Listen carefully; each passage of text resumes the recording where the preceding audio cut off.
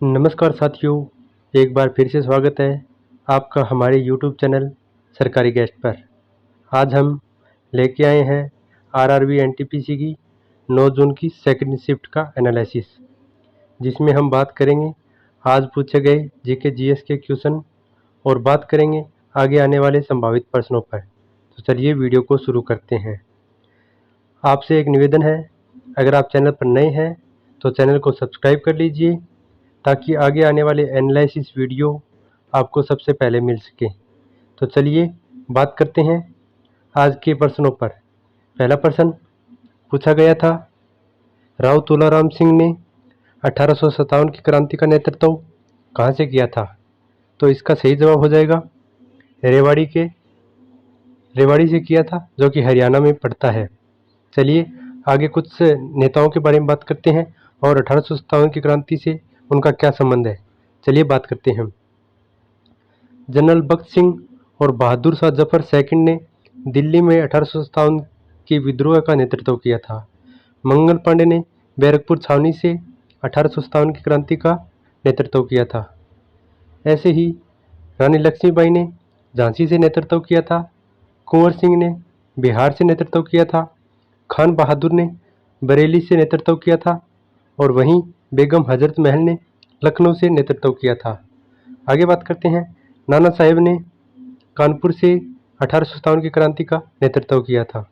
चलिए आगे बात करते हैं। अगला क्वेश्चन पूछा गया था, संत रामकृष्ण परमहंस का जन्म पश्चिम बंगाल के किस जगह पर हुआ था? इसका सही जवाब है हुगली जिले के कमारपुकुर गांव में हुआ था। उनका जन्म 18 फरवरी 1836 को हुआ था। उनके बचपन के नाम की बात करें तो वो था गदाधर चट्टोपाध्याय, उनके बचपन का नाम था। चलिए आगे बात करते हैं। अगला क्वेश्चन, यह क्वेश्चन 7 जून की फर्स्ट शिफ्ट में भी पूछा गया था और यह दोबारा पूछा गया है, तभी हम आपको बोल रहे हैं एनालिसिस जरूर कीजिए, क्या पता आपका कौन सा क्वेश्चन रिपीट हो जाए। चलिए इस क्वेश्चन पर बात करते हैं। आरबीआई द्वारा घोषित वर्तमान रेपो रेट क्या है? तो मौद्रिक नीति की बात करें तो इसमें रेपो रेट 6.50 से घटाकर 25 आधार घटा दी गई थी। तो अभी रेपो रेट 6.25% हो गई है, जो कि 7 फरवरी 2025 की वर्तमान रेपो रेट है। चलिए आगे बात करते हैं। साइंस का क्वेश्चन है, पोटेशियम नाइट्रेट जिसे KNO3 भी बोलते हैं, उसको किस नाम से जाना जाता है? तो इसे साल्ट फिल्टर, सोरा, नाइट्रेट, नाइटर के नाम से भी जाना जाता है। चलिए आगे बात कर लेते हैं। अगला क्वेश्चन 1857 की क्रांति से ही है। 1857 की क्रांति के राजनीतिक कारण क्या थे? यह क्वेश्चन पहले भी आ चुका है। चलिए बात करते हैं क्या क्या कारण थे। तो पहला कारण था ब्रिटिश सरकार की विस्तारवादी नीति और व्यापकता का सिद्धांत, ब्रिटिश ईस्ट इंडिया कंपनी की विस्तार नीति, ब्रिटिश सरकार के आक्रमण विलय नीति, सरकार की अड़पन नीति। चलिए आगे बात करते हैं। अगला क्वेश्चन था, निम्नलिखित में से किस फिल्म को आईफा पुरस्कार दिया गया है? तो चलिए आईफा से रिलेटेड जितने भी अवार्ड हैं उनकी बात कर लेते हैं। तो 2013 में बर्फी फिल्म के लिए अनुराग बसु को आईफा अवार्ड मिला था। वहीं 2010 में 3 इडियट्स के लिए राजकुमार हिरानी को मिला था। 2009 में जोधा अकबर, जो कि आशुतोष ग्यूरिकर की है, उनको मिला था। 2006 में ब्लैक फिल्म के लिए संजय लीला बंसाली को मिला था और 2005 में वीर और जारा के लिए यश चोपड़ा को यह पुरस्कार प्राप्त हुआ था और 2004 में कल हो या न हो इसके लिए यश जौहर को आईफा अवार्ड मिला था। वहीं 2003 में देवदास फिल्म के लिए भरत शाह को यह अवार्ड मिला था। वहीं 2002 में लगान फिल्म के लिए आमिर खान को आईफा अवार्ड मिला था। वहीं 2001 में ताल फिल्म के लिए सुभाष घई को यह पुरस्कार मिला था और 2000 में हम दिल दे चुके सनम के लिए संजय लीला बंसाली को आईफा अवार्ड पुरस्कार मिला है। तो यह कुछ पुरस्कार थे जो आईफा अवार्ड से रिलेटेड थे। चलिए आगे बात कर लेते हैं। अगला क्वेश्चन पूछा गया था, तारापुर परमाणु ऊर्जा संयंत्र किस राज्य में स्थित है? तो इसका सही जवाब हो जाएगा महाराष्ट्र में तारापुर परमाणु ऊर्जा संयंत्र स्थापित किया गया था। चलिए आगे बात कर लेते हैं। रावतबाटा जो कि राजस्थान में स्थित है, एक कुडनकुलम और कल्पकम ये तमिलनाडु में स्थित दो परमाणु ऊर्जा संयंत्र है। और केग जो कि कर्नाटक में स्थित है, काकरापार जो कि गुजरात में स्थित है और नरोरा जो कि उत्तर प्रदेश में स्थित है। ये कुछ परमाणु ऊर्जा संयंत्र है जो कि राज्य के विभिन्न स्थानों पर उपस्थित है। चलिए आगे बात करते हैं। हरित क्रांति में कौन से बीज का प्रयोग किया गया था? तो इसका सही जवाब हो जाएगा हरित क्रांति में गेहूं, चावल, बाजरा और मक्का के लिए उच्च उपज देने वाले बीजें जो कि HYV का इस्तेमाल किया गया था। चलिए अगले क्वेश्चन पर बात करते हैं। अगला क्वेश्चन है 1991 के उदारीकरण का प्रमुख परिणाम क्या था? चलिए उदारीकरण के बात कर लेते हैं। 1991 में वैश्वीकरण, जिस पर देश में विदेशी कंपनियों का आगमन हुआ और विदेशी व्यापार बढ़ा था। पूंजी का प्रवाह, पूंजी का क्या प्रभाव हुआ था?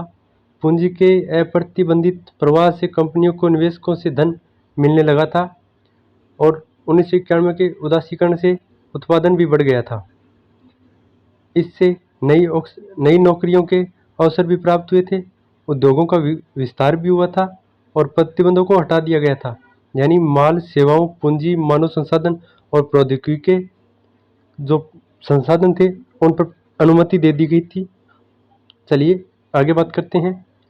1991 के आर्थिक सुधारों को उदारीकरण, निजीकरण और वैश्वीकरण की नीति यानी LPG सुधार की नीति के नाम से भी जाना जाता है। यह इंपॉर्टेंट है, इसको जरूर याद कीजिए कि जो 1991 की उदारीकरण नीति थी उसे LPG सुधार समिति के नाम से भी जाना जाता है। अगला क्वेश्चन पूछा गया है, साल 1905 में बंगाल के विभाजन के समय भारत के वायसराय कौन थे? तो इसका सही जवाब हो जाएगा लॉर्ड कर्जन थे। लॉर्ड कर्जन ने 20 जुलाई 1905 को बंगाल के विभाजन की घोषणा की थी और 16 अक्टूबर 1905 को इसे लागू कर दिया गया था। चलिए बंगाल विभाजन पर बात करते हैं। बंगाल का विभाजन 1911 में रद्द कर दिया गया था। इसे लॉर्ड हार्डिंग सेकंड के द्वारा रद्द कर दिया गया था। चलिए आगे बात करते हैं। अगला क्वेश्चन है, निम्न में से किस अधिनियम के तहत वायसराय की कार्यकारी परिषद में भारतीयों को शामिल किया गया था? तो वह था भारतीय शासन अधिनियम 1919 के तहत वायसराय की कार्य परिषद में भारतीयों को शामिल किया गया था। चलिए आगे बात करते हैं। इसका मकसद था भारतीयों को शासन में हिस्सा देना था। भारतीय परिषद अधिनियम 1861 के तहत गवर्नर जनरल की कार्यकारी परिषद की स्थापना हुई थी। इस अधिनियम के तहत भारतीयों के लिए अपने देश के प्रशासन में हिस्सा लेना संभव बना था। चलिए आगे बात करते हैं। भारत की ब्रिटिश सरकार द्वारा पारित किस अधिनियम ने भारत परिषद को समाप्त कर दिया गया था? तो वह थी 1935 का भारत सरकार अधिनियम, जिसके द्वारा ब्रिटिश सरकार की पारित अधिनियम को निरस्त कर दिया गया था, यानी समाप्त कर दिया गया था। अगला क्वेश्चन है, पूछा गया था, स्वामी तुलसीदास ने रामचरितमानस लिखने का कार्य कहाँ से शुरू किया था? तो इसका सही जवाब हो जाएगा अयोध्या में रामनवमी के दिन साल 1574 में शुरू की थी। उन्होंने इसे अवधी भाषा में लिखा था। चलिए आगे बात करते हैं। तुलसीदास ने रामचरितमानस लिखने के लिए ये जगह चुनी थी, अयोध्या में, वाराणसी में और चित्रकूट में। आगे है, तुलसीदास ने रामचरितमानस को लिखने में करीब 2 साल 7 महीने और 26 दिन का समय लिया था। चलिए तुलसीदास की कुछ और रचनाओं पर बात करते हैं। तुलसीदास के द्वारा गीतावली और विनय पत्रिका लिखी गई है। आगे बात करें, तुलसीदास ने रामचरितमानस अकबर के शासनकाल के दौरान लिखी थी। अगला क्वेश्चन पूछा गया था, कोलकाता, मद्रास और मुंबई में उच्च न्यायालयों की स्थापना किस अधिनियम के तहत हुई थी? तो इसका सही जवाब हो जाएगा भारतीय उच्च न्यायालय अधिनियम 1861 के तहत 1862 में इन सभी स्थानों पर उच्च न्यायालय की स्थापना कर दी गई थी और सबसे पहले कोलकाता में हुई थी, उसके बाद मुंबई में और उसके बाद मद्रास में की गई थी। चलिए आगे बात करते हैं। अगला क्वेश्चन पूछा गया था, चिकन नेक के नाम से किस कॉरिडोर को जाना जाता है? तो इसका सही जवाब हो जाएगा सिलीगुड़ी कॉरिडोर। सिलीगुड़ी कॉरिडोर को चिकन नेक के नाम से जाना जाता है। चलिए अगला क्वेश्चन पूछा गया था, पल्लव वंश के अंतिम शासक कौन थे? तो इसका सही जवाब हो जाएगा अपराजित वर्मन अंतिम शासक थे और पल्लव वंश के संस्थापक सिंह विष्णु थे। चलिए आगे बात करते हैं। नरसिंह वर्मन प्रथम पल्लव वंश के सबसे शक्तिशाली शासक थे। इसको जरूर याद कीजिए।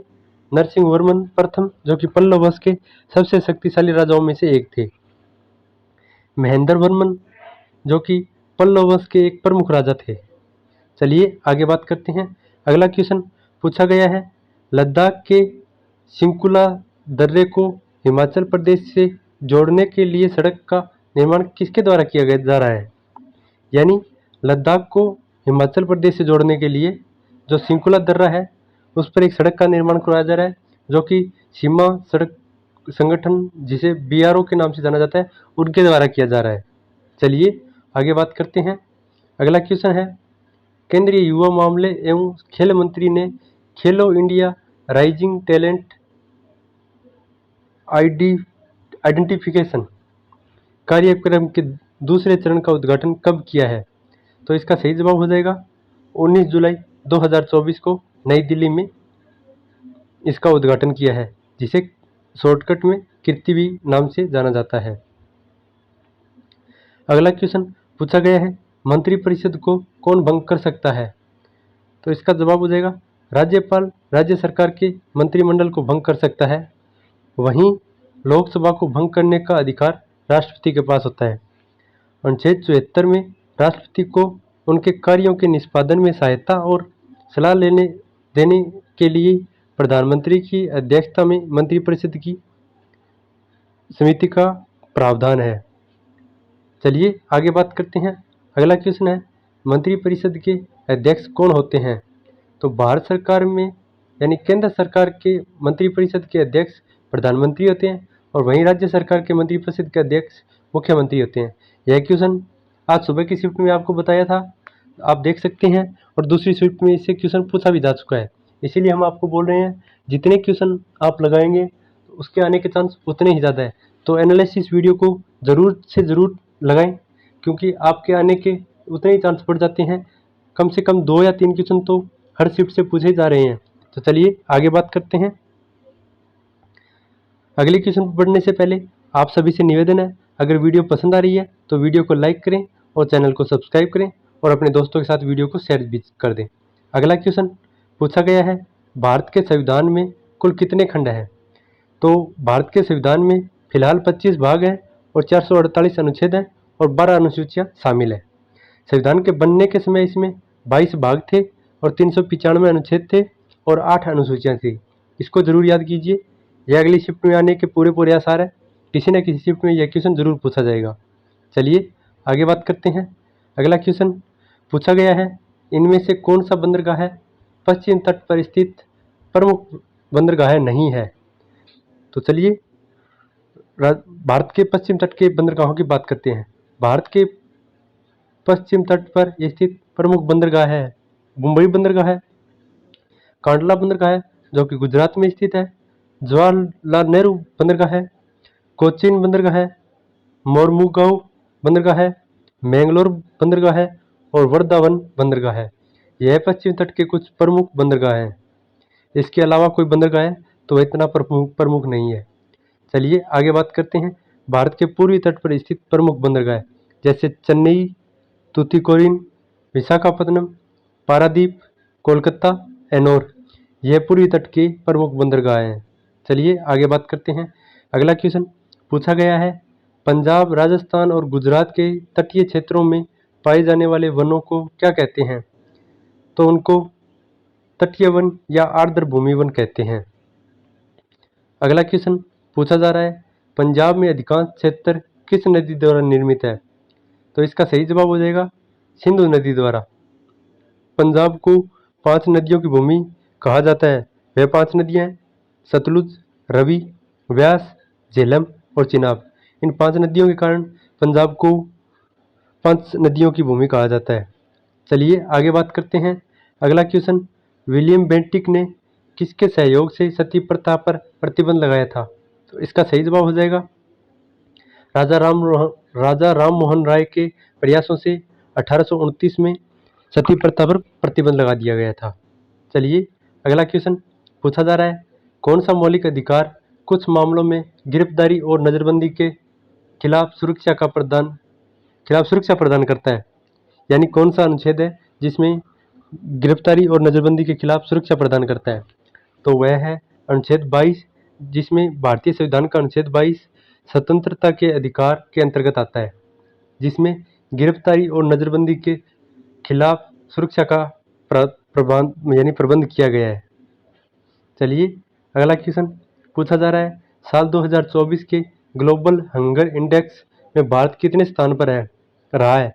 तो इसका सही जवाब हो जाएगा भारत का स्थान 127 देशों में से 105वें स्थान पर रहा है। इस सूचकांक में भारत को गंभीर श्रेणी में रखा गया है। भारत का GHI यानी ग्लोबल हंगर इंडेक्स में स्कोर 27.3% है। चलिए आगे बात करते हैं। अगला क्वेश्चन है, पूछा जा रहा है, साल 2023-24 के मानव विकास सूचकांक में भारत की रैंकिंग क्या है? तो भारत की इसमें रैंकिंग है 134वें। यह रिपोर्ट संयुक्त राष्ट्र विकास कार्यक्रम ने जारी की थी।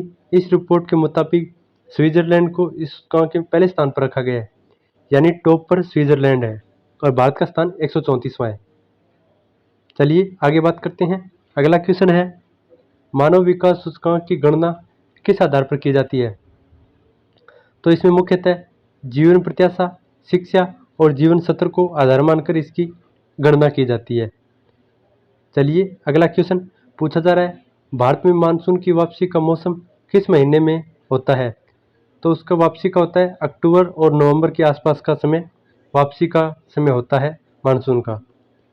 अगला क्वेश्चन करंट रिलेटेड है। पूछा जा रहा है, फरवरी 2024 में नई दिल्ली में आयोजित इंडेक्स एक्स शिखर सम्मेलन में प्रौद्योगिकी निर्यात नियंत्रण नीतियों को विनिमयों पर एक हाइब्रिड सत्र का आयोजन किया गया था। अगला क्वेश्चन पूछा गया है, कृषि के लिए सबसे अच्छा फैक्टर कौन सा है? तो अच्छा ट्रांसपोर्ट सप्लाई। कृषि के लिए अच्छा ट्रांसपोर्ट और कृषि उपकरण बहुत ही ज़रूरी होते हैं। कृषि के लिए ट्रांसपोर्ट अच्छा हो और उपकरण अच्छा हो, यह सबसे बड़ा फैक्टर होता है। अच्छी परिवहन सुविधाओं से उत्पाद को खेतों से बाजार तक पहुंचाया जा सकता है। वहीं कृषि उपकरणों से खेतों की जुताई और गुड़ाई का काम आसानी से हो सकता है। अगला क्वेश्चन पूछा गया है, निम्न में से किस अधिनियम के जरिए ही भारत में वायसराय का पद बना था? तो इसका सही जवाब है भारत सरकार अधिनियम 1858 के तहत इसकी नियुक्ति की गई थी, जिसमें पहले वायसराय लॉर्ड कैनिंग को बनाया गया था। इस अधिनियम के जरिए ही भारत में वायसराय का पद बना था, जो कि 1857 की क्रांति के बाद हुआ था। अगला क्वेश्चन पूछा जा रहा है, कैलाशनाथ मंदिर का निर्माण कई जगहों पर हुआ था, यानी कौन कौन से स्थान पर कैलाशनाथ मंदिर का निर्माण हुआ था? तो कांचीपुरम के कैलाश मंदिर को पल्लव राजा राज सिंह प्रथम ने बनवाया था। इन्हें नरसिंह वर्मन द्वितीय के नाम से भी जाना जाता है। इस मंदिर को सिंहेश्वरम के नाम से भी जाना जाता है। आगे बात करें तो एलोरा के कैलाश मंदिर को राष्ट्रकूट सम्राट कृष्ण प्रथम ने बनवाया था। यह मंदिर राष्ट्रकूट वंश के राजाओं और कारीगरों के परिश्रम से बना था। इस मंदिर का मूल रूप से राष्ट्रकूट राजा कर्णेश्वर के नाम से जाना जाता है, कृष्णेश्वर के नाम से जाना जाता है। अगला क्वेश्चन पूछा गया है, खेजड़ी और बबूल किस प्रकार के वन हैं? तो ये उष्णकटिबंधीय कांटेदार वन में पाए जाने वाले पेड़ हैं। ये वन दक्षिण और पश्चिम यानी पंजाब, हरियाणा और राजस्थान और गुजरात, मध्य प्रदेश, यूपी के अर्धशोषक क्षेत्रों में पाए जाते हैं। इनका ज़्यादातर विस्तार पंजाब, हरियाणा और गुजरात में है। चलिए आगे बात कर लेते हैं। तो नहीं, आज का क्वेश्चन यहीं तक थे। ये वीडियो आपके लिए बहुत ही इम्पोर्टेंट साबित होगी आगे आने वाले सभी शिफ्टों के लिए, क्योंकि हमने डिटेल में इसका एक्सप्लेन किया है कि आगे किस प्रकार के क्वेश्चन पूछे जा सकते हैं। अगर वीडियो पसंद आई है तो वीडियो को लाइक कर दीजिए और चैनल को सब्सक्राइब कर लीजिए ताकि आने वाली शिफ्टों का भी एनालिसिस देख सकें। तो उम्मीद है आपको वीडियो पसंद आई है। धन्यवाद।